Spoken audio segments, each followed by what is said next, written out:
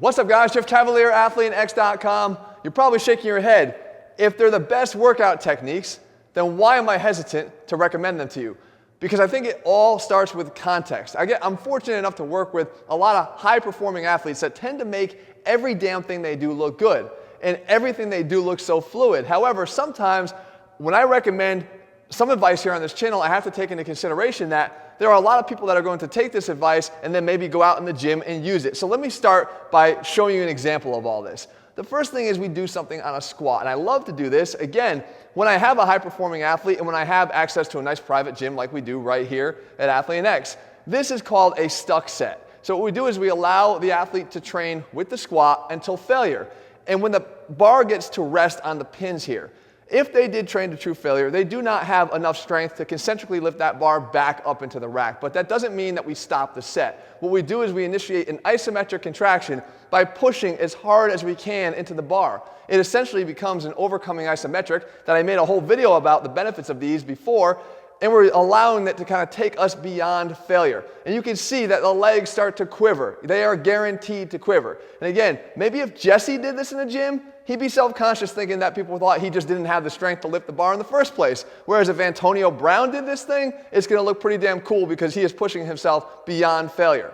Okay, we can move on though, because the other 4 exercises here that make me hesitant to recommend, even though I love the benefits of them, are those that sort of make you one of those guys in the gym that people don't necessarily like so much, like the run the rack technique. Now, you guys know I love run the rack. But if you're going to do run the rack, and let's say 2 other guys watch this video and they do it, you're either going to have a showdown at the rack, or you're going to have to figure out some way to tandemly hand the dumbbells off to each other to make it work like a relay.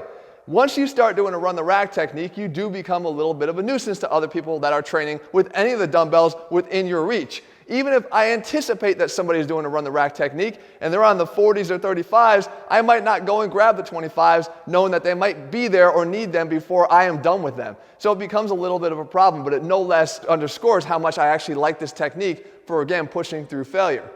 We can go over here too now. We can take the squat rack, and God forbid we do anything but squat in the squat rack, but the inverted row is one of my favorite exercises. Why? It's a bodyweight exercise that we don't have to do just as an inverted row like you see here. We can do more complicated and explosive things like a plyometric row, or we can take a one-arm row here that works unilaterally, the strength in our upper back and the strength of our core to stabilize our body while we do it. The fact is, there's no better place to do the exercise than the squat rack. It's a great exercise though that can be done very easily at home if you just rest any sturdy bar over the back of 2 pieces of furniture or over the tops of 2 chairs.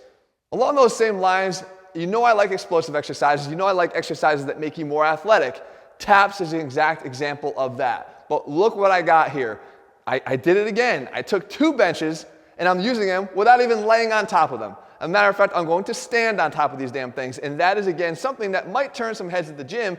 But if you were an explosive athlete, people would probably, again, look at you and put you on Instagram for that. So what you want to do, though, is do this if you have the opportunity to do it. Try it, because it is a great upper body and lower body explosive exercise combo.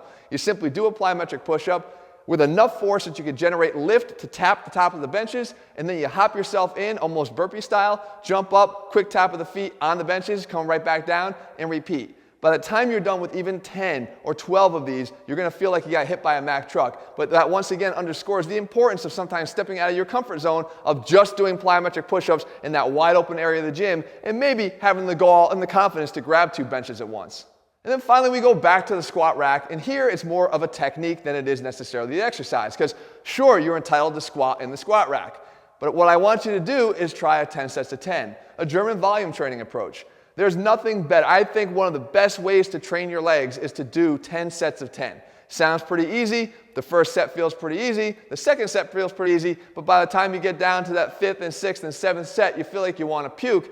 The key here is you can't even really go very far away. You're going to occupy this rack for at least 15 to 18 or 19 minutes. And again, if your gym confidence level is up, then who cares what they think? If they can't work in with you, unfortunately, they're going to have to find another rack. Usually there's plenty of them in the gym. But the benefits of 10 sets of 10 cannot be diminished here. If you want to do this, guys, stick to that 1-minute interval. Every time that clock hits a minute, you better be back underneath the bar and ready to do your next rep. So there you have it, guys. There's my 5 favorite training techniques that are seldom recommended, but now at least you know why. Now look, I'm not advocating, guys, that you go out there and you become that guy in the gym by stringing together all of these things and making sure, basically taking up residence in the gym, or at least at the squat rack, because you will quickly become the guy that everybody dislikes at the gym. But what I am trying to advocate is, in context, guys, there's nothing wrong with gym confidence. Learning and expanding your ability to train in a gym without having to look around and over your shoulder.